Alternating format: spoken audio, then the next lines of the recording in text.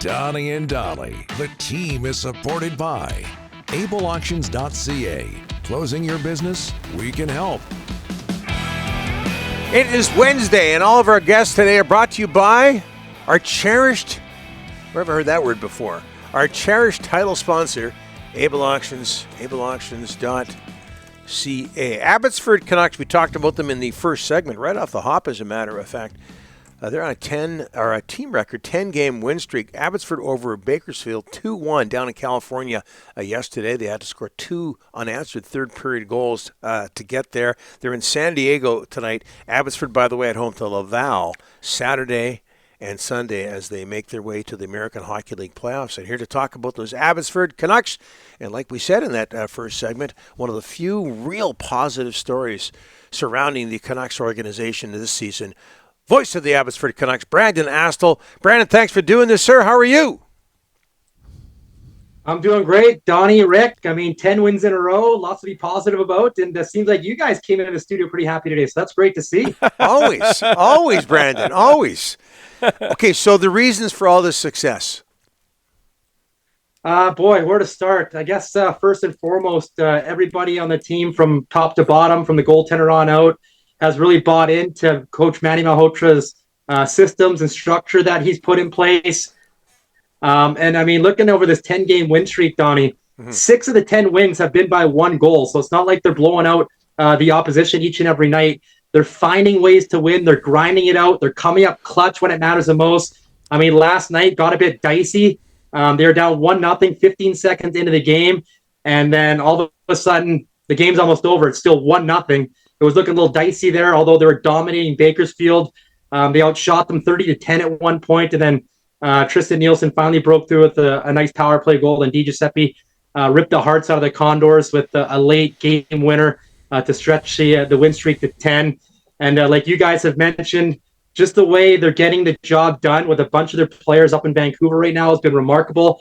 Guys are getting elevated into higher roles, playing more minutes, and a huge testament to them and the coaching staff, Manny Malhotra, leading the charge. Has just been fantastic to see over these last few weeks and peaking at the right time with playoffs just around the corner.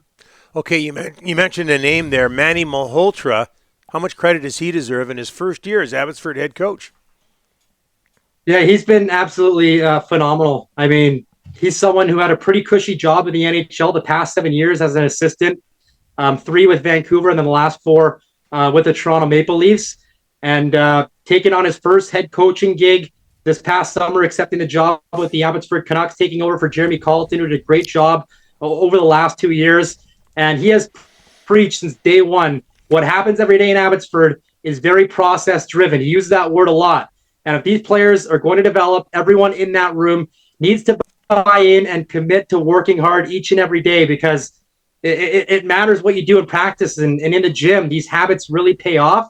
And you're starting to see it come to fruition here over this 10-game win streak. Even beforehand, like they had a win streak in January as well. They've just been on an absolute run since the calendar switched to 2025. And imagine a lot was thrown at Manny early on and probably had some eye-opening moments with a lot of turnover that happens on a day-to-day in the American Hockey League. Like, they're carrying 26 players on the roster right now. That's actually pretty light.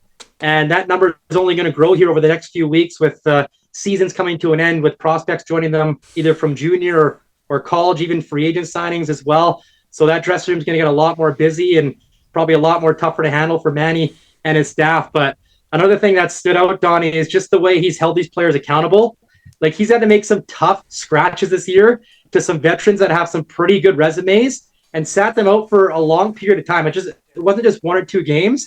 Like, he sat them in the press box and obviously wanted to send a message, and he's a guy that's not going to leave anyone in the dark. He communicates as to why players aren't getting in the lineup, what they need to do better to become a regular again, and that's exactly what these players have become, and they've been a big part to the success lately. And imagine being a young guy in that locker room, Donnie, and seeing some pretty good veterans not playing. That's got to be a pretty big eye-opener to think, like, okay, anybody can get scratched on any given time. So him just coming in and setting the foundation and accountability from the start has been a big reason why he and the team has had so much success this year. Brandon, the Carlson, Lekaramaki, Ratu, 3 of the 4 top goal scorers in Abbotsford. They're in Vancouver. So who's picking up the slack down there, goal scoring wise? Goal scoring wise, it's pretty much been by committee, Rick. Like a lot of guys have been chipping in on a nightly basis over this winning streak. One guy that has just been outstanding for my money has been Sammy Blais.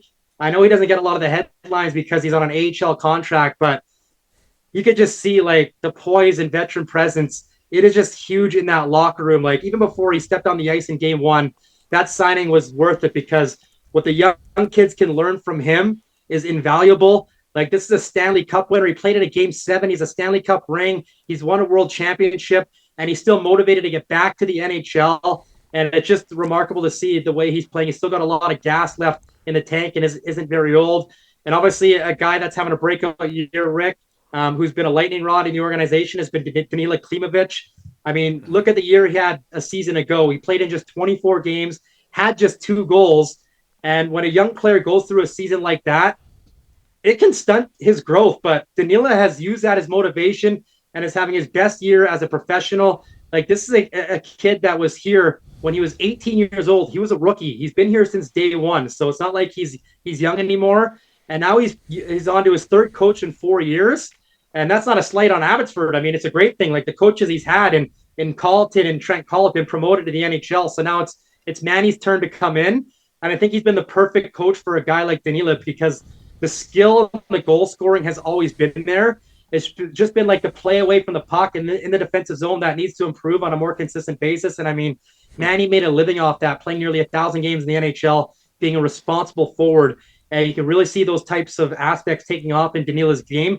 And it's leading to offense and confidence. It's just so great to see him play with a type of poise and confidence right now. And hopefully he can keep it going here in the playoffs. Well, you know who's impressed up here from down there is Elias Pettersson, the defenseman. Brandon, did you see enough from him earlier this year to say to yourself, my goodness, he's going to be up with the Canucks soon and playing on a regular basis? Yeah, you know what, Rick? I tried to pump the brakes, but what I was seeing, what he was doing at such a young age as a rookie in the American Hockey League, it was just tough not to gush about him. And you thought this is a guy that only knows how to play the game one way. And that's being a physical, responsible, tough to play against type on the blue line. And I mean, what a skater he is. His skating does not get enough publicity. I'm pretty sure you guys brought up last week when they played the Islanders. That back check he had, yep. I literally screamed off my couch. I'm like, who was that? Yep. And it was Junior. It was unreal. I mean, he's such a big guy, has such a long stride, and he's still young. He just turned 21. You got to think he's only going to get better and better in all areas of his game, including skating. And I was thinking the other day, Rick, if he was a first-round pick, wouldn't he just be over the moon about what you've seen from him this early on in his career? But he happens to be a 3rd rounder. So it's almost like found money right now with the type of production we're seeing from him in his first year playing pro in North America. And I was thinking, Rick, I'm just thinking out loud here. So if Vancouver doesn't make the playoffs, hopefully they can go on a run here these next few weeks. He isn't eligible to play in the playoffs in Abbotsford, right? Because he wasn't papered down on trade deadline day. I wonder if he's on the radar for Team Sweden of the Worlds. I mean, Rick, you can maybe text your buddy Sam Alam to find out. You got to think he's in the discussion to suit up for Team Sweden. I don't think that's too far-fetched. And who knows what he does next year, Rick, if he comes in and is playing well. Is the Olympic team out of the question? I mean, I know that's crazy. Whoa! Nations roster. I don't want to go there, but I was looking at the 4 Nations roster from Sweden. There's going to be some guys on the back end that aren't locks to come back. And I mean, if you can have a big guy like him who moves the way he does on that big ice, I would not put it past this player, man, because he is so confident that he's going to go into this summer with the snarl, and he's going to only get better. And I know I'm talking crazy here. But I first and foremost, I wonder if he's getting a look for the World Championships here in a few weeks. Who knows? And quickly, Brandon, Jujhar Khaira, I believe he's played 9 games, 9-0 with him in the lineup. Obviously, NHL veteran. What has he added? From local kid. Such another Cloverdale Colt joining the roster. And since he's come in a few weeks ago, he's been obviously a big impact in the room. This is a guy that's been there, done that. And someone that is a big body and creates a lot of space for his line mates. He's playing on the second line right now with Sammy Blais. Those are 2 big boys that open up some room for their center, who was Atu Ratu before he got called up. And I can tell you firsthand, Atu loved playing with those two big boys. And just bringing someone like that in that can show the way for the youngsters. He's a big body that skates well. He's still got a lot of gas left in the tank. He started his Abbotsford Canucks career on a 4-game point streak, and he still doesn't know what it feels like to lose in an Abbotsford Canucks sweater. He is a perfect 10-0 as a member of the Abbotsford Canucks, and hopefully that continues on tonight. Wow. And I just love what I've seen, what he's brought to the table so far. I stand corrected. I said 9-0. My apologies to Jujar. Yeah. Brandon, thanks for this. Appreciate it. And no worries, guys. Tonight, Abby at San Diego up against the Gulls. Thanks, Brandon.